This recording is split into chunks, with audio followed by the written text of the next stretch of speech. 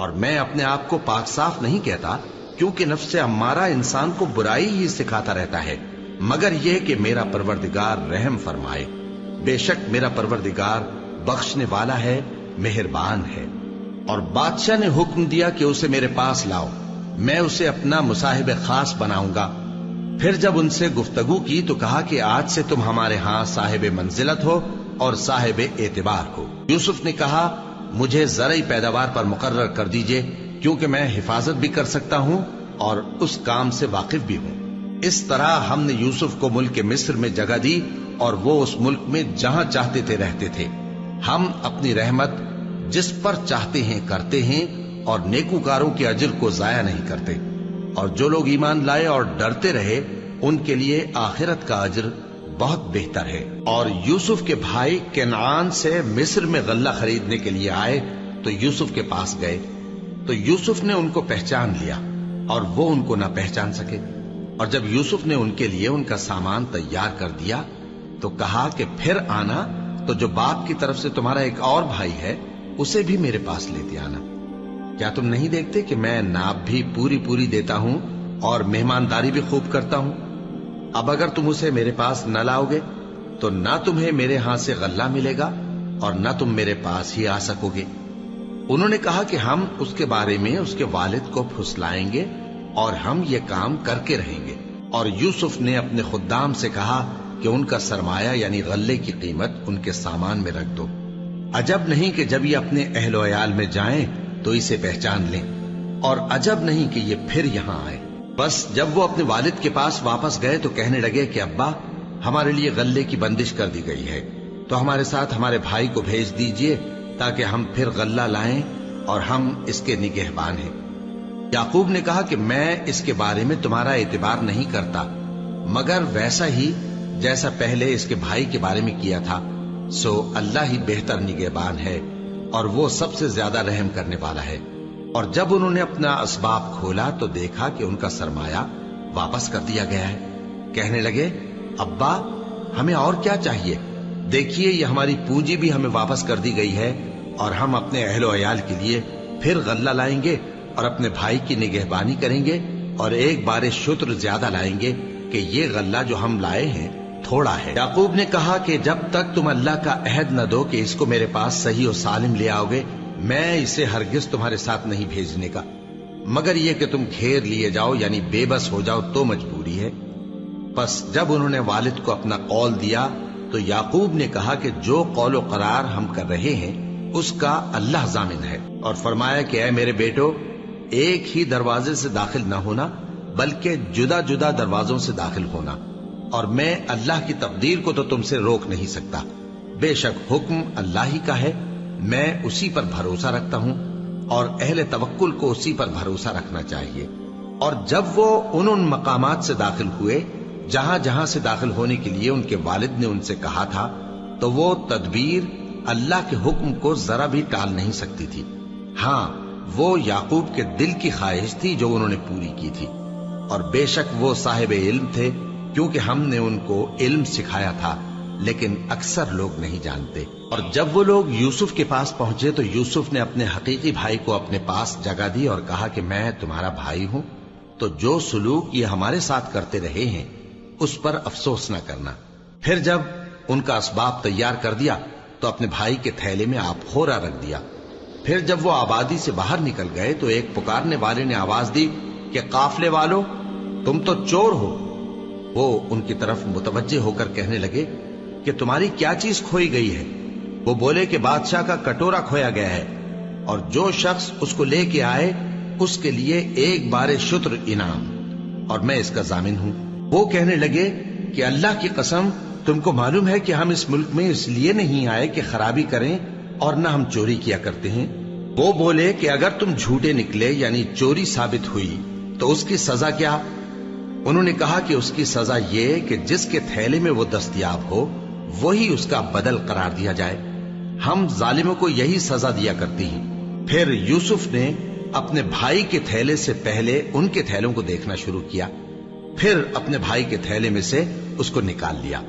اس طرح ہم نے یوسف کے لیے تدبیر کی، ورنہ بادشاہ کے قانون کے مطابق وہ اپنے بھائی کو لے نہیں سکتے تھے مگر یہ کہ اللہ چاہے ہم جس کے چاہتے ہیں درجے بلند کرتے ہیں، اور ہر علم والے سے بڑھ کر ایک بڑا علم والا ہے۔ برادران یوسف نے کہا کہ اگر اس نے چوری کی ہو تو کچھ عجب نہیں کہ اس کے ایک بھائی نے بھی پہلے چوری کی تھی، مگر یوسف نے اس بات کو اپنے دل میں مخفی رکھا اور ان پر ظاہر نہ ہونے دیا، یعنی زیر لب کہا کہ تم بڑے برے ہو، اور جو تم بیان کرتے ہو اللہ اسے خوب جانتا ہے۔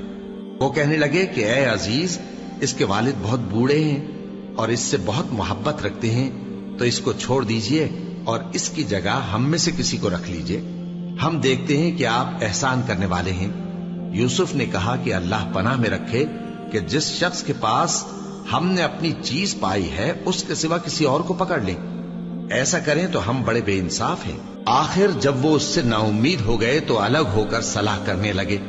سب سے بڑے نے کہا، کیا تم نہیں جانتے کہ تمہارے والد نے تم سے اللہ کا عہد لیا ہے، اور اس سے پہلے بھی تم یوسف کے بارے میں قصور کر چکے ہو؟ تو جب تک والد صاحب مجھے اجازت نہ دیں میں تو اس جگہ سے ہلنے کا نہیں، یا اللہ میرے لیے کوئی فیصلہ کرے، اور وہ سب سے بہتر فیصلہ کرنے والا ہے۔ تم سب والد صاحب کے پاس واپس جاؤ اور کہو کہ ابا، آپ کے صاحبزادے نے وہاں جا کر چوری کی، اور ہم نے تو اپنی دانست کے مطابق آپ سے اس کے لے آنے کا عہد کیا تھا، مگر ہم غیب کی باتوں کے جاننے اور یاد رکھنے والے تو نہیں تھے، اور جس بستی میں ہم ٹھہرے تھے وہاں سے، یعنی اہل مصر سے، اور جس قافلے میں آئے ہیں اس سے دریافت کر لیجئے، اور ہم اس بیان میں بالکل سچے ہیں۔ جب انہوں نے یہ بات یعقوب سے آ کر کہی تو انہوں نے کہا کہ حقیقت یوں نہیں ہے، بلکہ یہ بات تم نے اپنے دل سے بنا لی ہے، تو صبر ہی بہتر ہے۔ عجب نہیں کہ اللہ ان سب کو میرے پاس لے آئے، بے شک وہ علم والا ہے، حکمت والا ہے۔ اور ان کے پاس سے چلے گئے اور کہنے لگے کہ ہائے افسوس یوسف پر، ہائے افسوس، اور رنج و الم میں ان کی آنکھیں سفید ہو گئیں اور ان کا دل غم سے بھر رہا تھا۔ بیٹے کہنے لگے کہ واللہ آپ تو یوسف کو اسی طرح یاد ہی کرتے رہیں گے یہاں تک کہ آپ گھل جائیں گے یا جان ہی دے دیں گے۔ انہوں نے کہا کہ میں تو اپنے غم و اندوہ کا اظہار اللہ سے کرتا ہوں، اور اللہ کی طرف سے وہ باتیں جانتا ہوں جو تم نہیں جانتے۔ اے بیٹو، یوں کرو کہ ایک دفعہ پھر جاؤ اور یوسف اور اس کے بھائی کو تلاش کرو، اور اللہ کی رحمت سے نا امید نہ ہونا کہ اللہ کی رحمت سے تو کافر لوگ ہی نا امید ہوا کرتے ہیں۔ پھر جب وہ یوسف کے پاس گئے تو کہنے لگے کہ اے عزیز، ہمیں اور ہمارے اہل و عیال کو بڑی تکلیف ہو رہی ہے، اور ہم یہ تھوڑا سا سرمایہ لائے ہیں، آپ ہمیں اس کے عوض پورا غلہ دے دیجئے اور ہم پر خیرات کیجئے کہ اللہ خیرات کرنے والوں کو ثواب دیتا ہے۔ یوسف نے کہا، تمہیں معلوم ہے کہ جب تم نادانی میں پھنسے ہوئے تھے تو تم نے یوسف اور اس کے بھائی کے ساتھ کیا کیا تھا؟ وہ بولے، کیا واقعی تم ہی یوسف ہو؟ انہوں نے کہا، ہاں میں یوسف ہوں، اور بن یامین کی طرف اشارہ کر کے کہنے لگے، یہ میرا بھائی ہے، اللہ نے ہم پر بڑا احسان کیا ہے۔ جو شخص اللہ سے ڈرتا اور صبر کرتا ہے تو اللہ نیکوکاروں کا اجر ضائع نہیں کرتا۔ وہ بولے، اللہ کی قسم، اللہ نے تم کو ہم پر فضیلت بخشی ہے، اور بے شک ہم خطا کار تھے۔ یوسف نے کہا کہ آج کے دن تم پر کوئی ملامت نہیں، اللہ تم کو معاف کرے، اور وہ سب سے بڑھ کر رحم کرنے والا ہے۔ یہ میرا کرتا لے جاؤ، پھر اسے والد صاحب کے منہ پر ڈال دینا تو وہ بینا ہو جائیں گے، اور اپنے تمام اہل و عیال کو میرے پاس لے آؤ۔ اور جب قافلہ مصر سے روانہ ہوا تو ان کے والد کہنے لگے کہ اگر مجھ کو یہ نہ کہو کہ بوڑھا بہک گیا ہے تو مجھے تو یوسف کی بو آ رہی ہے۔ وہ بولے کہ واللہ آپ اسی قدیم غلطی میں مبتلا ہیں۔ مگر جب خوشخبری دینے والا آ پہنچا تو اس نے کرتا ان کے منہ پر ڈال دیا، سو وہ بینا ہو گئے، اور بیٹوں سے کہنے لگے، کیا میں نے تم سے نہیں کہا تھا کہ میں اللہ کی طرف سے وہ باتیں جانتا ہوں جو تم نہیں جانتے؟ بیٹوں نے کہا کہ ابا، ہمارے لیے ہمارے گناہ کی مغفرت مانگیے، بے شک ہم خطا کار تھے۔ فرمایا، میں اپنے پروردگار سے تمہارے لیے بخشش مانگوں گا، بے شک وہ بخشنے والا ہے، مہربان ہے۔ پھر جب یہ سب لوگ یوسف کے پاس پہنچے تو انہوں نے اپنے والدین کو اپنے پاس جگہ دی اور کہا، مصر میں داخل ہو جائیے، اللہ نے چاہا تو امن و امان سے رہیے گا۔ اور اپنے والدین کو تخت پر بٹھایا اور سب ان کے آگے سجدے میں گر پڑے۔ اور اس وقت یوسف نے کہا، ابا جان، یہ میرے اس خواب کی تعبیر ہے جو میں نے پہلے بچپن میں دیکھا تھا، میرے پروردگار نے اسے سچ کر دیا، اور اس نے مجھ پر بہت سے احسان کیے ہیں کہ مجھ کو قید خانے سے نکالا، اور اس کے بعد کہ شیطان نے مجھ میں اور میرے بھائیوں میں فساد ڈال دیا تھا آپ کو گاؤں سے یہاں لایا۔ بے شک میرا پروردگار جو چاہتا ہے تدبیر سے کرتا ہے، وہ علم والا ہے، حکمت والا ہے۔ جب یہ سب باتیں ہو لیں تو یوسف نے اللہ سے دعا کی کہ اے میرے پروردگار، تو نے مجھ کو حکومت سے نوازا اور خوابوں کی تعبیر کا علم بخشا۔ اے آسمانوں اور زمین کے پیدا کرنے والے، تو ہی دنیا اور آخرت میں میرا کارساز ہے۔ تو مجھے دنیا سے اپنی اطاعت کی حالت میں اٹھائیو اور آخرت میں اپنے نیک بندوں میں داخل کیجو۔ اے پیغمبر، یہ اخبار غیب میں سے ہیں جو ہم تمہاری طرف بھیجتے ہیں۔ اور جب برادران یوسف نے اپنی بات پر اتفاق کیا تھا اور وہ فریب کر رہے تھے تو تم ان کے پاس تو نہ تھے، اور بہت سے آدمی گو تم کتنی خواہش کرو ایمان لانے والے نہیں ہیں، اور تم ان سے اس خیر خواہی کا کچھ صلہ بھی تو نہیں مانگتے۔ یہ قرآن اور کچھ نہیں تمام جہانوں کے لیے نصیحت ہے، اور آسمان و زمین میں بہت سی نشانیاں ہیں جن پر سے یہ گزرتے ہیں اور ان کو نظر انداز کر دیتے ہیں، اور یہ اکثر اللہ پر ایمان نہیں رکھتے مگر اس کے ساتھ شرک بھی کرتے ہیں۔ تو کیا یہ اس بات سے بے خوف ہیں کہ ان پر اللہ کا عذاب نازل ہو کر ان کو ڈھانپ لے، یا ان پر ناگہاں قیامت آ جائے اور انہیں خبر بھی نہ ہو؟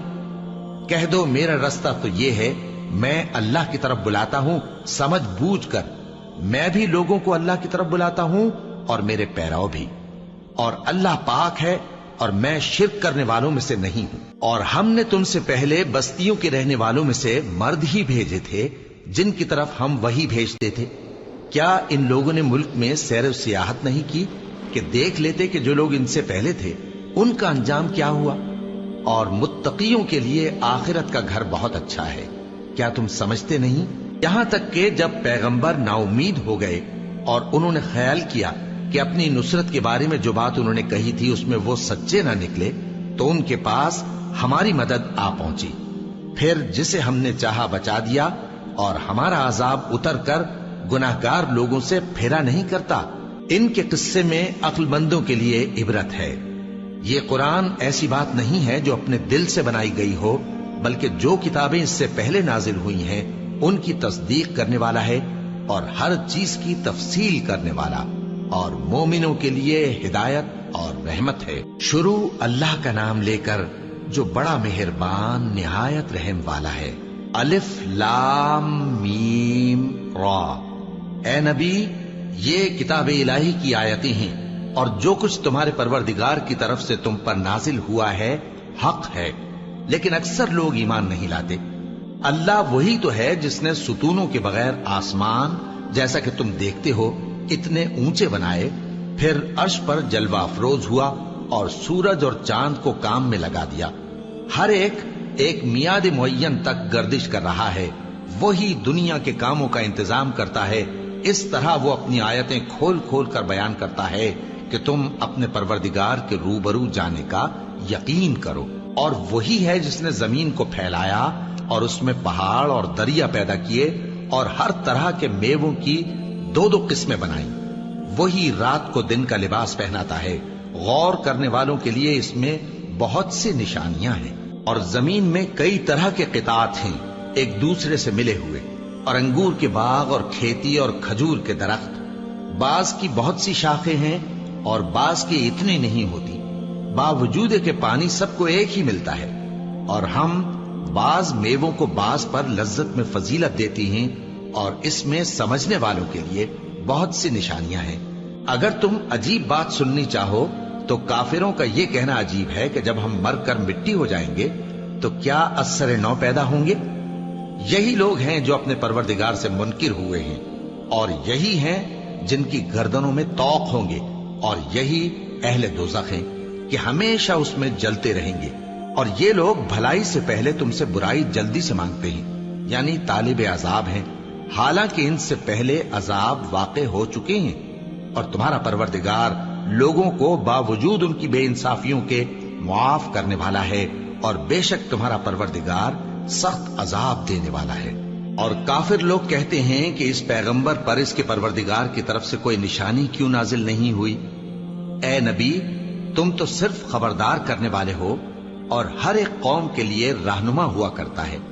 اللہ ہی اس بچے سے واقف ہے جو عورت کے پیٹ میں ہوتا ہے، اور وہی پیٹ کے سکڑنے اور بڑھنے سے بھی واقف ہے، اور ہر چیز کا اس کے ہاں ایک اندازہ مقرر ہے۔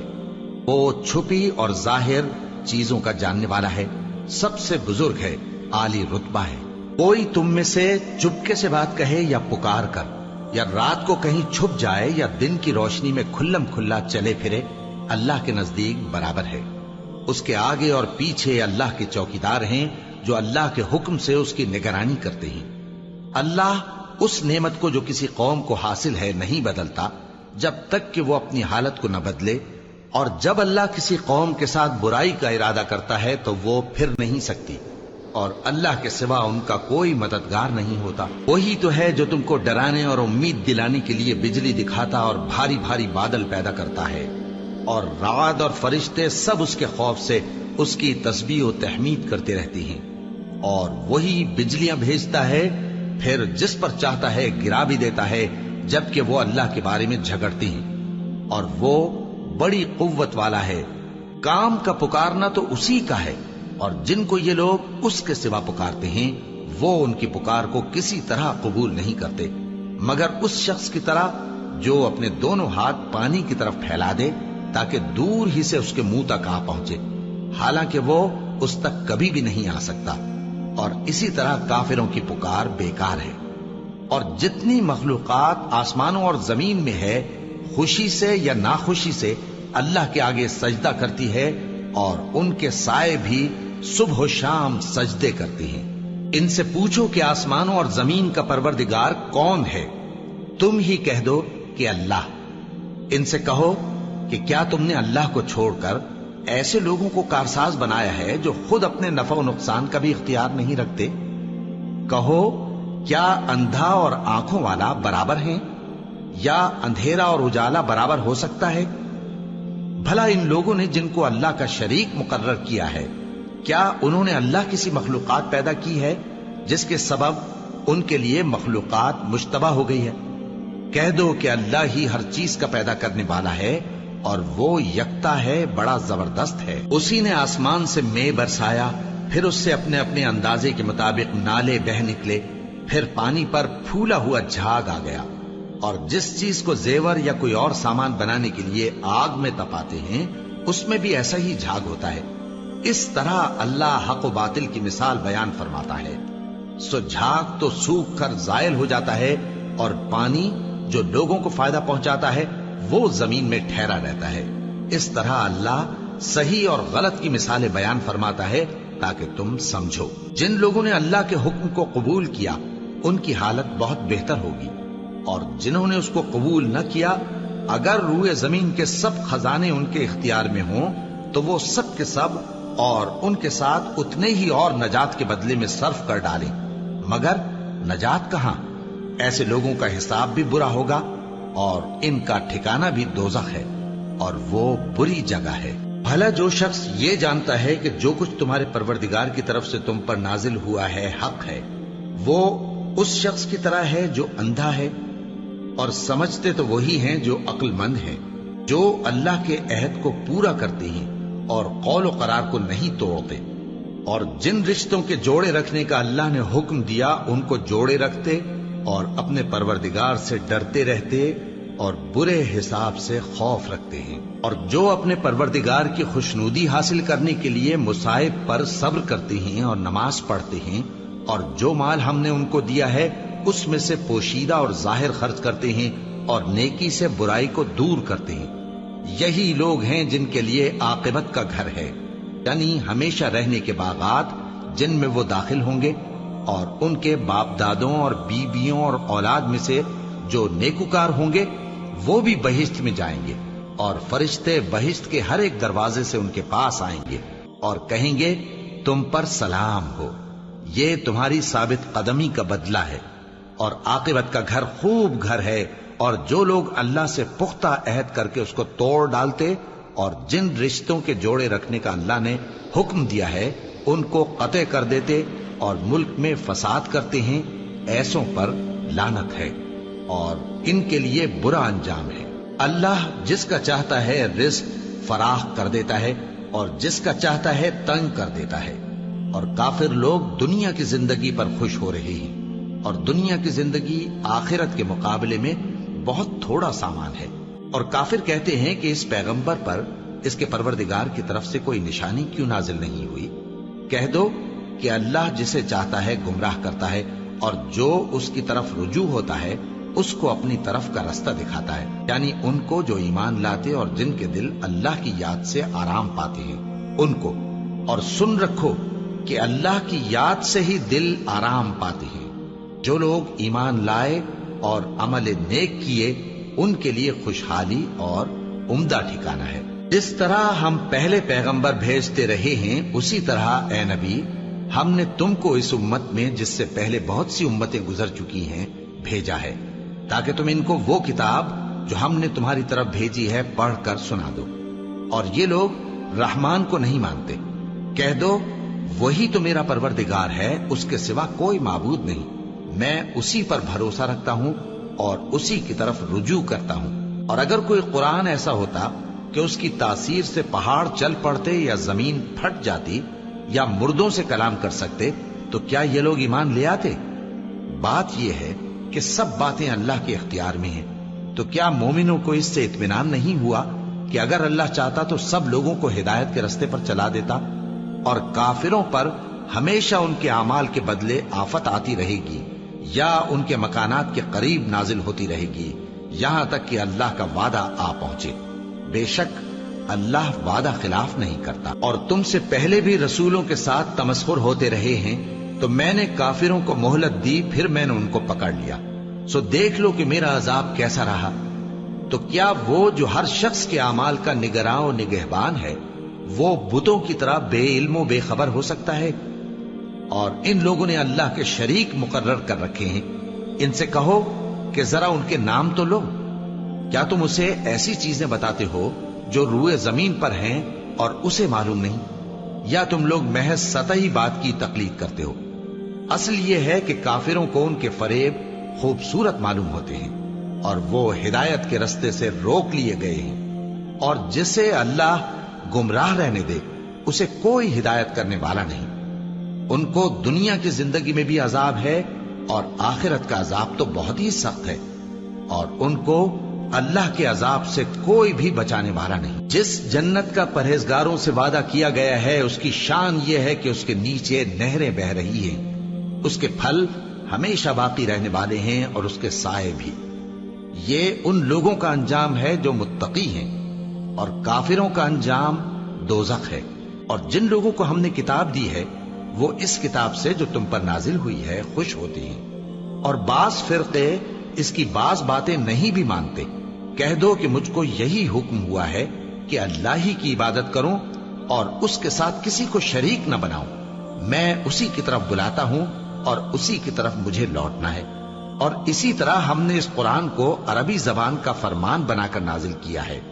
اور اگر تم علم آ جانے کے بعد ان لوگوں کی خواہشوں کے پیچھے چلو گے تو اللہ کے سامنے کوئی نہ تمہارا مددگار ہوگا اور نہ کوئی بچانے والا۔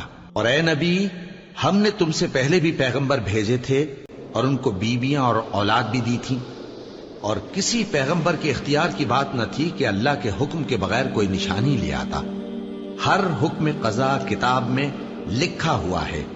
اللہ جس چیز کو چاہتا ہے مٹا دیتا ہے اور جس کو چاہتا ہے باقی رکھتا ہے، اور اسی کے پاس اصل کتاب ہے۔ اور اگر ہم کوئی عذاب جس کا ان لوگوں سے وعدہ کرتے ہیں تمہیں دکھائیں، یعنی تمہارے روبرو ان پر نازل کریں، یا تمہاری مدت حیات پوری کر دیں، یعنی تمہارے انتقال کے بعد عذاب بھیجیں، تو تمہارا کام ہمارے احکام کا پہنچا دینا ہے اور ہمارا کام حساب لینا ہے۔ کیا انہوں نے نہیں دیکھا کہ ہم زمین کو اس کے کناروں سے گھٹاتے چلے آ رہے ہیں؟ اور اللہ جیسا چاہتا ہے حکم کرتا ہے، کوئی اس کے حکم کا رد کرنے والا نہیں، اور وہ جلد حساب لینے والا ہے۔ جو لوگ ان سے پہلے تھے وہ بھی بہتیری تدبیریں کرتے رہے ہیں، سو تدبیر تو سب اللہ ہی کی ہوتی ہے۔ ہر شخص جو کچھ کر رہا ہے اللہ اسے جانتا ہے، اور کافر جلد معلوم کر لیں گے کہ آخرت میں اچھا انجام کس کے لیے ہوتا ہے۔ اور کافر لوگ کہتے ہیں کہ تم پیغمبر نہیں ہو۔ کہہ دو کہ میرے اور تمہارے درمیان اللہ اور وہ شخص جس کے پاس کتاب آسمانی کا علم ہے بطور گواہ کافی ہے۔ شروع اللہ کا نام لے کر جو بڑا مہربان نہایت رحم والا ہے۔ الف لام را، یہ ایک پر نور کتاب ہے، اس کو ہم نے تم پر اس لیے نازل کیا ہے کہ تم لوگوں کو اندھیروں سے نکال کر روشنی کی طرف لے جاؤ، یعنی ان کے پروردگار کے حکم سے عزت والے خوبیوں والے مالک کے راستے کی طرف، یعنی اس اللہ کے راستے کی طرف کہ جو کچھ آسمانوں اور زمین میں ہے سب اسی کا ہے۔ اور ان کافروں کے لیے عذاب شدید کی وجہ سے تباہی اور بربادی مقدر ہے، جو آخرت کے مقابلے میں دنیاوی زندگی کو پسند کرتے اور لوگوں کو اللہ کے راستے سے روکتے اور اس میں کجی چاہتے ہیں۔ یہ لوگ بڑے دور کی گمراہی میں ہیں، اور ہم نے کوئی پیغمبر نہیں بھیجا مگر وہ اپنی قوم کی زبان بولتا تھا تاکہ انہیں احکام الہی کھول کھول کر بتا دے۔ پھر اللہ جسے چاہتا ہے گمراہ رہنے دیتا ہے اور جسے چاہتا ہے ہدایت دیتا ہے، اور وہ غالب ہے، حکمت والا ہے۔ اور ہم نے موسیٰ کو اپنی نشانیاں دے کر بھیجا کہ اپنی قوم کو تاریکیوں سے نکال کر روشنی میں لے جاؤ اور ان کو اللہ کے دن یاد دلاؤ، اور اس میں ان لوگوں کے لیے جو صابر و شاکر ہیں نشانیاں ہیں۔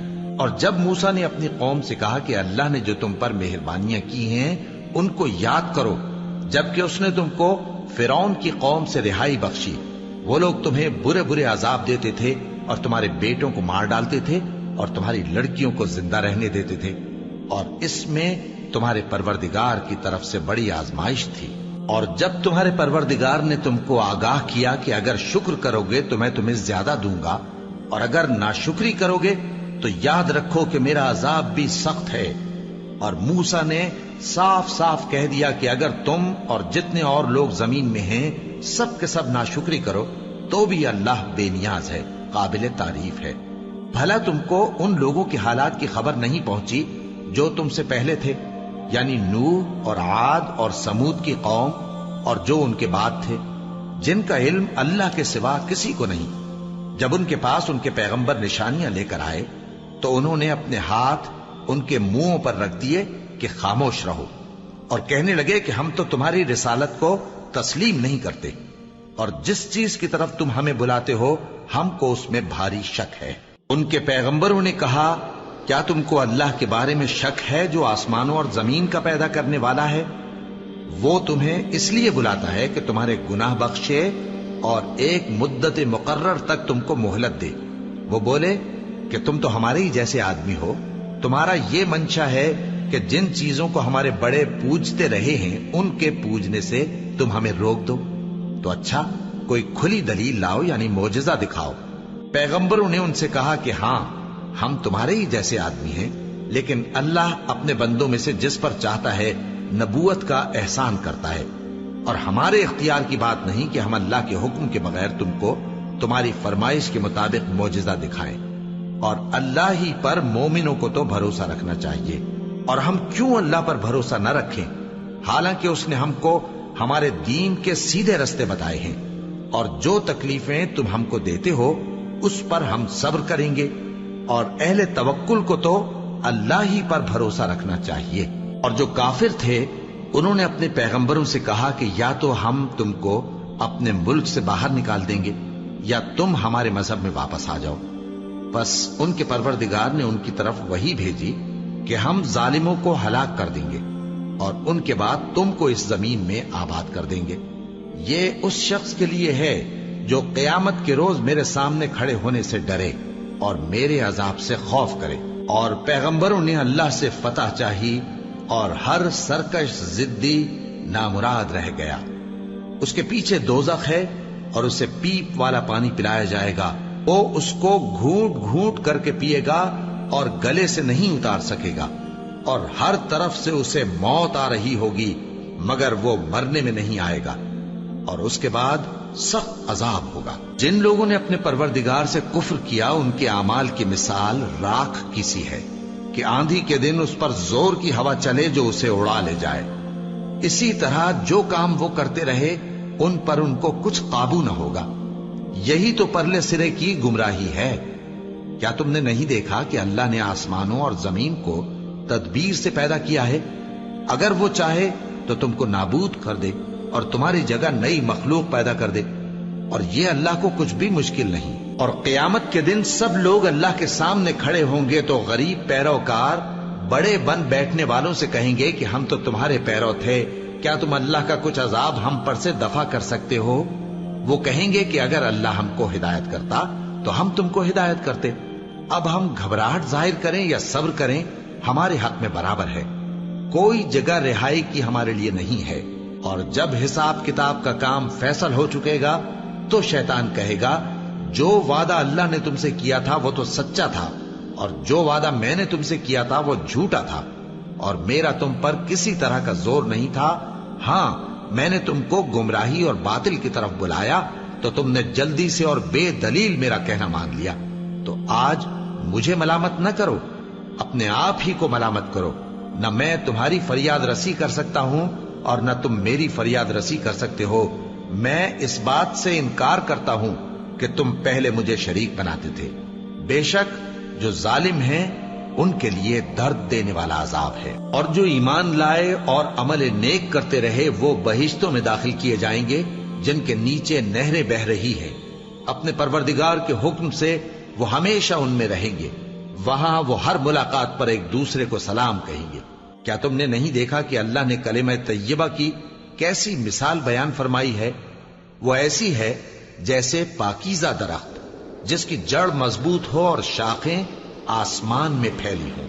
وہ اپنے پروردگار کے حکم سے ہر موقع پر پھل لاتا ہو، اور اللہ لوگوں کے لیے مثالیں بیان فرماتا ہے تاکہ وہ نصیحت حاصل کریں۔ اور ناپاک بات یعنی غلط عقیدے کی مثال ناپاک درخت کی سی ہے کہ وہ زمین کے اوپر ہی سے اکھیڑ کر پھینک دیا جائے، اس کو ذرا بھی قرار و ثبات نہیں۔ اللہ مومنوں کے دلوں کو صحیح اور پکی بات سے دنیا کی زندگی میں بھی مضبوط رکھتا ہے اور آخرت میں بھی رکھے گا۔ اور اللہ بے انصافوں کو گمراہ کر دیتا ہے، اور اللہ جو چاہتا ہے کرتا ہے۔ کیا تم نے ان لوگوں کو نہیں دیکھا جنہوں نے اللہ کے احسان کو ناشکری سے بدل دیا اور اپنی قوم کو تباہی کے گھر میں لا اتارا، یعنی دوزخ میں، کہ سب ناشکرے اس میں داخل ہوں گے اور وہ برا ٹھکانہ ہے۔ اور ان لوگوں نے اللہ کے شریک مقرر کیے کہ لوگوں کو اس کے رستے سے گمراہ کریں۔ کہہ دو کہ چند روز فائدے اٹھا لو، آخر کار تم کو دوزخ کی طرف لوٹ کر جانا ہے۔ اے پیغمبر، میرے مومن بندوں سے کہہ دو کہ نماز پڑھا کریں، اور اس دن کے آنے سے پیشتر جس میں نہ اعمال کا سودا ہوگا اور نہ دوستی کام آئے گی، ہمارے دیے ہوئے مال میں سے پوشیدہ اور علانیہ خرچ کرتے رہیں۔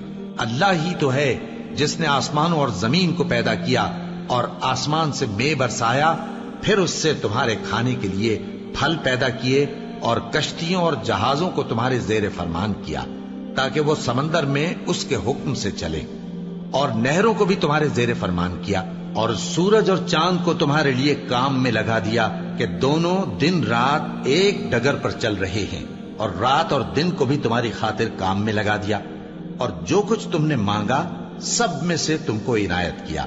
اور اگر اللہ کے احسان گننے لگو تو شمار نہ کر سکو، مگر لوگ نعمتوں کا شکر نہیں کرتے۔ کچھ شک نہیں کہ انسان بڑا بے انصاف ہے، ناشکرا ہے۔ اور جب ابراہیم نے دعا کی کہ اے میرے پروردگار، اس شہر کو لوگوں کے لیے امن کی جگہ بنا دے، اور مجھے اور میری اولاد کو اس بات سے کہ بتوں کی پرستش کرنے لگیں بچائے رکھیو۔